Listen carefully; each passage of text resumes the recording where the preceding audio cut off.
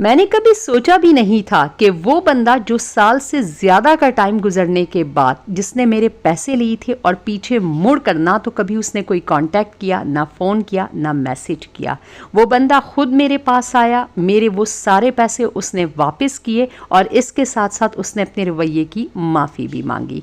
बिस्मिल्लाहिर्रहमानिर्रहीम, अस्सलामुअलैकुम।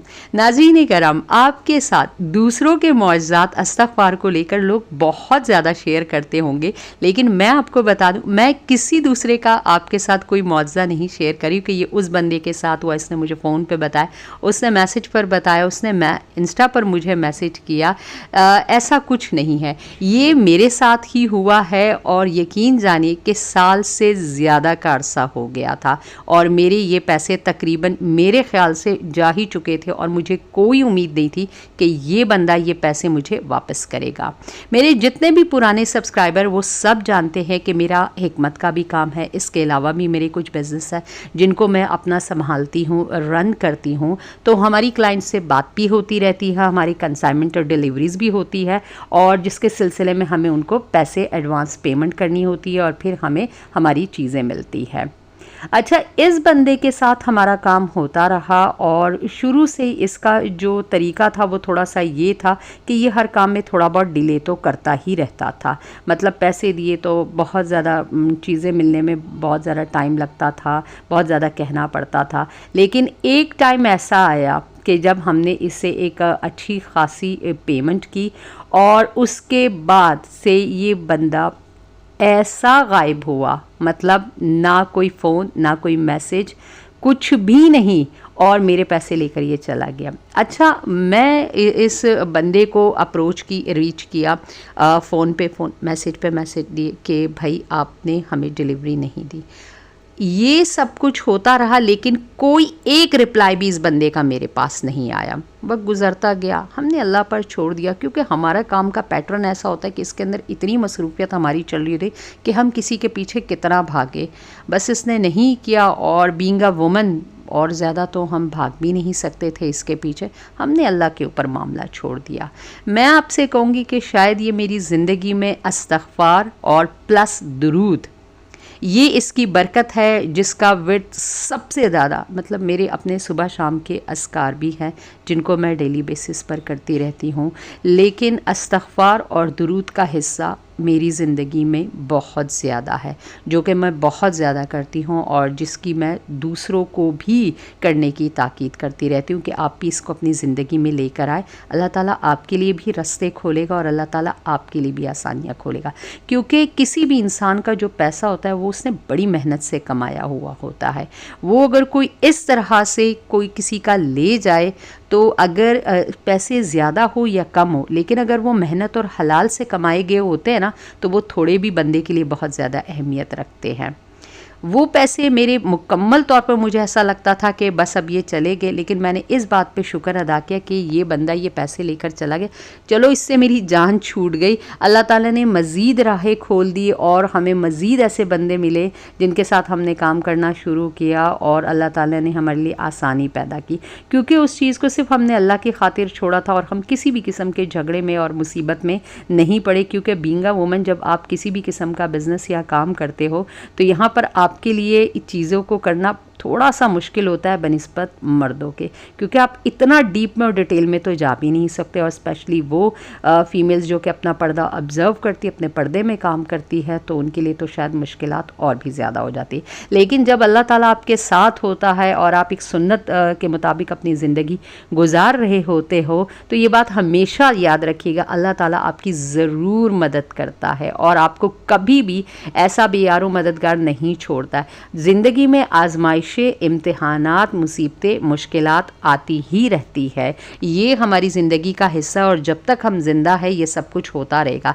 लेकिन इस्तग़फ़ार और दुरूद, जिसको मैं आपको कहती हूँ कि मजबूती से थाम कर रख लीजिए ज़िंदगी के किसी भी वक्त, चाहे आप कितने टूटे हुए हैं, कितने डिप्रेस्ड है, कितने एंग्जाइटी और स्ट्रेस में जा चुके हैं, लेवल यहाँ तक आ चुका है कि आप अपने आप को थोड़ा बहुत साइको महसूस करने लग गए। मतलब इतनी परेशानी आपके ऊपर आ गई। हर बंदे की ज़िंदगी में एक ऐसा टाइम आता है, एक ऐसा डाउनफॉल आता है कि वो समझता है कि बस अब मेरे लिए सारी चीज़ें बहुत ही मुश्किल तरीन हो गई है, अब तो कुछ हो ही नहीं सकता, इससे निकलना तो मेरा नामुमकिन है। मैं सबको कहती हूँ, आप इस्तग़फ़ार को और दुरूद को ऐसा थाम लीजिए, मज़बूती से थाम लीजिए कि वो आपके हाथ से जाने ना पाए। उसके ऊपर जो यकीन है, जो ईमान है, वो आपका पुख्ता होना चाहिए। इस बंदे ने हमारे पैसे लिए और ये फिर मुकम्मल ऐसा गायब हुआ कि इसका कोई भी ये मतलब कोई हमारे साथ कोई कांटेक्ट नहीं। हम भी इस बात को भूल भाल के बहुत अरसा हुआ। अब कुछ अरसे बाद वो बंदा खुद, उसने पहले किसी बंदे के ज़रिए उसने माफ़ी भिजवाई। मैंने कहा नहीं यार, उसको कहो कि हमसे अलग और दूर ही रहे। जो कुछ उसने किया वो उसने किया, हमने कोई से तंग नहीं किया, परेशान नहीं किया उसे। उसके लिए कुछ भी ऐसा ना हम लोगों ने किया कि उसके लिए मज़ीद जो वो अपना आगे काम कर रहा है उसके लिए मुश्किलात या बदनामी का सबब, हमने उसे बिल्कुल अल्लाह ताला पर छोड़ दिया था। फिर वो बंदा फ्रॉम नेक्स्ट डे, उस मना करने के बावजूद वो पर्सनली खुद आए मेरे पास, उन्होंने माफ़ी मांगी। और ये माफ़ी मेरा जितना भी काम करने का वर्क स्पेस है उन सब लोगों के सामने, यार मुझे ख़ुद बहुत अजीब लग रहा था कि इतने लोगों के सामने एक बंदा आपसे इस तरह से कर रहा है कि नहीं मैंने आपके साथ बुरा किया, मैंने आपके पैसे लिए, मैं गया। और मैं हैरान कि यार ये बंदा कैसे वापस आ गया, किस चीज़ ने इसको मजबूर किया ये आ गया। और उसने पैसे भी उसी वक्त टेबल पर रखे उसने, और उसने कहा आप ये ले लीजिए, आप ये ले लीजिए और आप इन डॉक्यूमेंट्स पे साइन कर दीजिए कि आपके पैसे वसूल हो चुके हैं। और उसने हमें आगे के लिए काम भी दिया कि हम मज़ीद कोलैबोरेशन में आपके साथ काम करना चाहते हैं। मैंने मना किया कि नहीं मज़ीद काम नहीं होगा। उन्होंने कहा एक मौका और दे दीजिए, इसके बाद ऐसा बिल्कुल भी नहीं होगा। वो हमारी कोई बहुत बड़ी, मैंने कहा कि मजबूरी आ गई थी, स्ट्रेस आ गया था, कोई भी ऐसी चीज़ आ गई थी कि जिसकी वजह से आपको मुश्किल दर पे, आप एक दफ़ा मैसेज कर देते, आप एक दफ़ा आकर मिल लेते, बात कर लेते।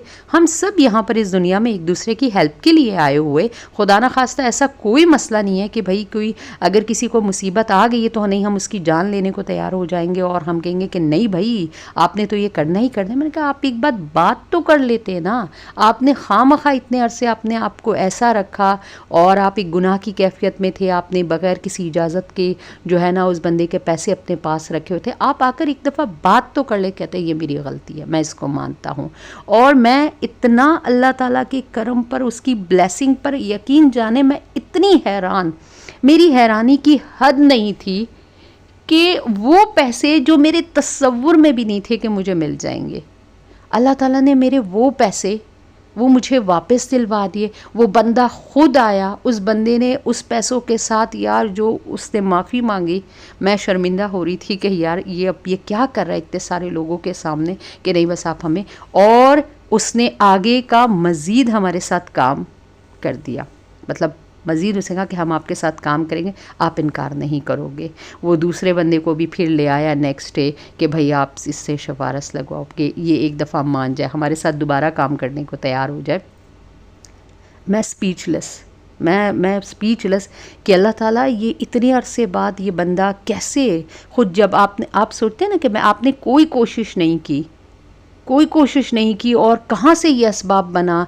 भला किसी का ऐसा हुआ है कि कोई किसी के पैसे ले जाए और उसको बगैर किसी असबाब के, बगैर किसी कोशिश के वो उसको लाकर दे दिया। मैंने आपको मजबूरी बता दी कि यहाँ पाकिस्तान में फ़ीमेल्स का काम करना बहुत मुश्किल। आप किस किस के पीछे पड़ते रहोगे। अगर कोई मामला बहुत पेचीदगी की तरफ जाता है तो फ़ीमेल्स उसको छोड़ देती, फ़ीमेल्स अल्लाह पर छोड़ देती कि अल्लाह मालिक है, कोई बात नहीं, हम किसी झगड़े में किसी मुसीबत में नहीं पड़ना चाहते, क्योंकि वो अपने पर्दे का उनको ख्याल होता है और वो किसी भी किस्म की जो है ना आगे इन डेप्थ में मसलों के नहीं जाना चाहती, वरना एक मसले को सॉर्ट आउट तो 10 मसले और खड़े हो जाते हैं फीमेल्स के लिए।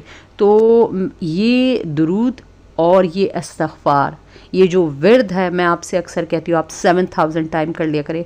कमेंट बॉक्स में कुछ लोग आकर नेगेटिव कमेंट कर रहे होते हैं, उनको भी मैं नहीं हटाती, वो होते हैं, उनका कमेंट्स अपनी जगह मौजूद होता है। मैं उनसे कहती हूँ कि जब अल्लाह ताला कुरान में कह रहा है कि आप इस्तग़फ़ार करो, मैं आपके आखिरत के दर्जात भी बुलंद करूँगा और मैं आपकी दुनिया के लिए भी आपके लिए काफ़ी हो जाऊँगा। हमारा तो इस बात पे यकीन है ना, कुरान की आयत है हस्बी अल्लाहु ला इलाहा इल्ला हुवा अलैहि तवक्कलतु हुवा रब्बुल अर्शिल अज़ीम। तमाम तर तवक्कुलात तो अल्लाह पर ही है ना, वही देने वाली ज़ात है और उसी के ऊपर हम सबका पुख्ता ईमान है ना। तो भाई जब वो कह रहा है कि आप इस्तग़फ़ार पढ़ो, मैं आपके ऊपर अपनी ब्लेसिंग तमाम कर दूंगा, इतनी ब्लेसिंग कि आपसे संभाली नहीं जाएगी, आपको इतनी बरकतों से नवाजूंगा। तो वो जो आपको इनर सेटिस्फेक्शन मिलती है, खुशी मिलती है, एक जस्ट छोटा सा एक काम मेरा हुआ, मैंने आपके साथ जस्ट इसलिए पर्सनली शेयर करना क्योंकि आप लोग मेरे साथ इंटरेक्ट करते हो, आप कमेंट बॉक्स में बिल्कुल अपना समझ कर जो कमेंट्स करते हो, अपनी मसाइल मुश्किलात बताते हो, यकीन जाने हर दुआ में आपके लिए दुआ शामिल होती है कि अल्लाह ताला मेरे जितने भी बहन भाई है जिन्हें किसी बीमारी की वजह से तकलीफ़ है, अल्लाह ताला आप उनकी बीमारी को सेहत और शिफा में तब्दील फरमा दीजिए। अल्लाह ताला किसी की औलाद ना फरमाने, अल्लाह ताला आप औलाद को राह रास्त और हिदायत बख्श दीजिए। मेरे वो बहन भाई जो कि औलाद की नेमत से महरूम है, अल्लाह ताला आप उसकी अपनी दुनिया सबसे बड़ी ग्रेटेस्ट ब्लेसिंग से अल्लाह ताला आप उन्हें नवाज दीजिए।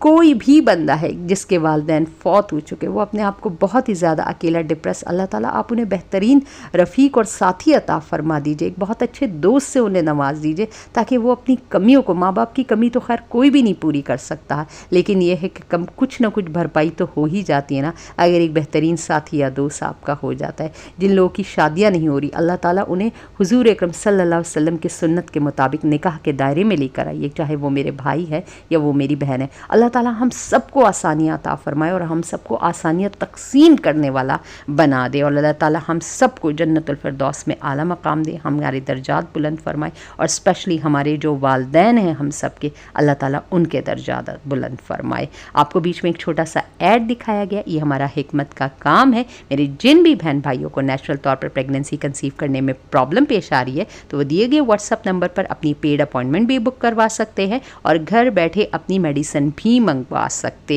हैं। चाहे आपका एक्सरसाइज का प्रॉब्लम हो, इरेगुलर पीरियड्स हो, पीसीओडीज को पेशेंट्स है, या कोई भी प्रेगनेंसी रिलेटेड प्रॉब्लम है, आप डिस्कस कर सकते हैं, आपको इंशाल्लाह सेटिस्फाई किया जाएगा। वीडियो को दे दीजिए एक अच्छा सा लाइक और शेयर करना, इसको मोटिवेशन की नीयत से सदका जारिया ज़रूर आपने इसको बात को रखना है, करना है, और चैनल पर नए हैं तो सब्सक्राइब कर दीजिए। दोबारा किसी अमेजिंग इन्फॉर्मेशन के साथ आपके खिदमत में हाजिर होंगी। अल्लाह हाफिज़।